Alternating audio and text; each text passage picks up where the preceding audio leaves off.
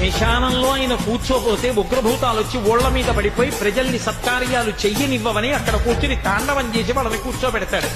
పార్వతీదేవి అడిగింది మహాభారతం అనుశాసనిక పర్వంలో, శుభ్రమైన కైలాసం ఉండగా, ఇంత ఐశ్వర్యం ఉండగా, చింతామణి గృహం ఉండగా శ్మశానంలో ఎందుకుంటున్నారని అడిగింది.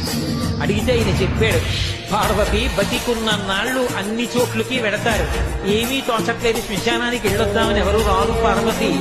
నేనంతవాడినంటాడు, పొరుగ్గా ఉన్నానంటాడు, తెల్లగా ఉన్నానంటాడు, పండితుడంటాడు, పద్యాలు నాకు నోటికొచ్చంటాడు, ఉపన్యాసం చెప్పగలనంటాడు, నాకు పాటలు వచ్చంటాడు, నేను నాట్యం చేస్తానంటాడు, నేను అధికారినంటాడు, నా దగ్గర డబ్బు ఉందంటాడు, నేను పాట పాడగలనంటాడు. ఇన్ని ఉన్నాయనుకున్న వాడిలోంచి ఊపిరి బయటికి వెళ్ళిపోయిన తరువాత వాడిని తీసుకెళ్లి 4 కొత్త కర్రల మీద పడుకోబెట్టి చాప చుట్టి తాడు కట్టి పైన నూలుబట్ట కప్పి తీసుకొచ్చి అన్నీ తీసేసి కర్రల మీద పడుకోబెట్టి కాల్చేస్తుంటే జీవుడు లేచి నిలబడి పుర్రె పగిలిపోయిన తరువాత కన్న కొడుకు కూడా స్నానం చేసి వెళ్ళిపోతుంటే చీకటి పడిపోయాక, అయ్య బాబోయ్ చుట్టూ ఉగ్రభూతాలు, నా వాళ్ళన్న వాళ్ళు లేరు, వీళ్ళని నమ్ముకున్నాను, ఒక్కడు లేడని ఏడుస్తుంటే నేనున్నాను రా అని చెప్పడానికి నేను కూడా లేకపోతే చచ్చిన వాడు 1000 మాటలు చచ్చిపోతారని అక్కడ ఉన్నారు పార్వతి.